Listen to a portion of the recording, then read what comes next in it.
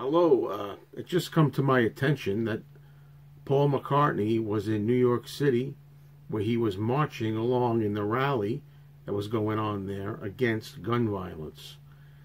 Now, my channel is not political. I try to stay away from politics. I don't believe, in all this labeling stuff, liberal, conservative, left wing, right wing. For me personally, I like to consider myself an independent, and I base my opinion based on the topic at hand. When it comes to guns, I've gotten to the point where I'm kind of fed up with all the random violence that's going on in America. And I am, in fact, a person who believes in the Second Amendment. I do believe that people should have the right to defend themselves. However, without getting too heavily into this, I just feel that something's got to be done. We don't know exactly what or how, to not let so many people who are going to do harm get access to guns. So somehow both of these things have to be worked out. That you can still have the Second Amendment up to a degree, but at the same point, don't have people so easily getting access to guns who will do harm to people. Now, back to Paul McCartney, which is the basis of this little video I'm going to make here. I think it's absolutely marvelous and wonderful that Paul did this, that he actually did it. It's kind of dangerous, too, for him to be open like that in New York City.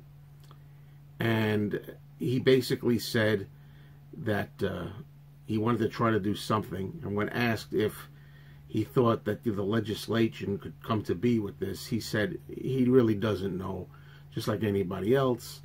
But he felt that, one of his friends was murdered by gun violence, as he said, right around here.